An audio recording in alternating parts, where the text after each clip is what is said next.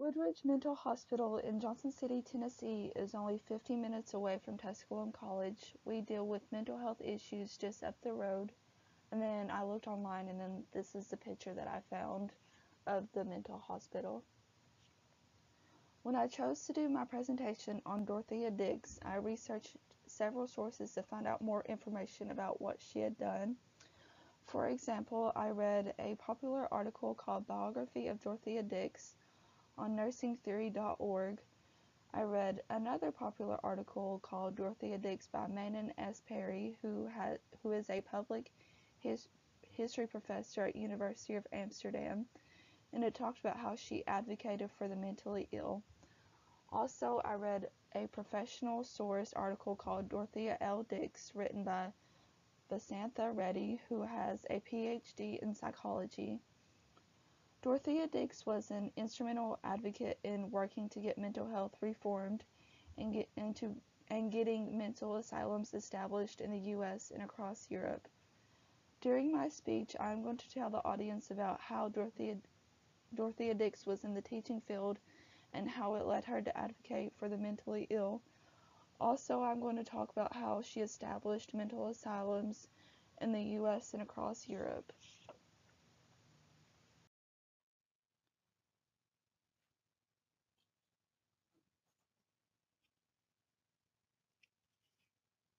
Dorothea Dix was a teacher that wanted to help teach young girls.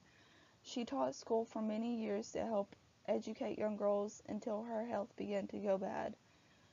In March 1841, she visited the Cambridge House of Corrections to teach a class for women inmates. The mental health facility that she had visited earlier in the year was in the same conditions as the prison that she had visited. The mentally ill were treated like prisoners. The mentally ill and prisoners were held in the same cells. They were physically and mentally abused.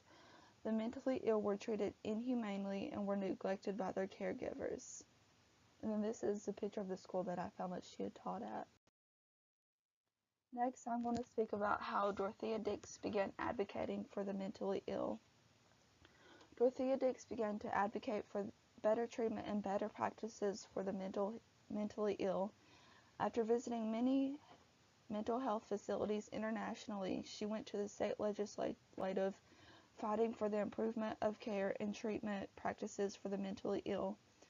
In 1843, she went to the Massachusetts legislature and the U.S. Congress to ask for some reforms to end inhumane conditions and the treatment of the mentally ill. She believed that the mentally ill should be treated with three core values: modesty, chastity, and delicacy. By going to the state legislature and the U.S. Congress, Dorothea Dix helped to establish the first generation of mental asylums. And then this is the picture that I found of the memorial to the legislature of Massachusetts that she took. Finally, by beginning to advocate for the rights and treatment of the mentally ill, Dorothea Dix helped the world realize that the mentally ill need to be treated better. Dorothea Dix helped the U.S. and Europe reform mental health treatment and mental health facilities. She helped establish 32 mental hospitals in New Jersey, Indiana, Kentucky, Tennessee, Pennsylvania, Illinois, and many other states.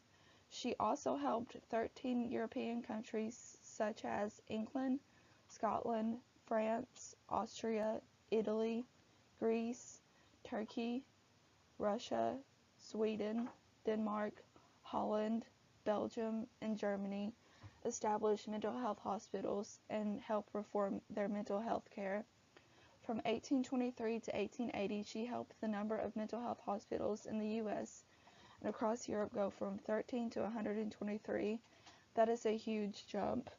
So Dorothea Dix did a lot of good in helping to make things better for the mentally ill. Dorothea Dix was a teacher, and this led her to advocate for the mentally ill.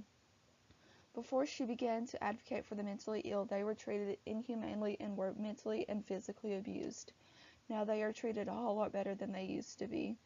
When she advocated for better treatment, this led to the establishment of many mental health hospitals in the U.S. and across Europe. Dorothea Dix was a dedicated advocate that worked for many years to establish mental asylums and to better the treatment of the mentally ill in the U.S. and across Europe.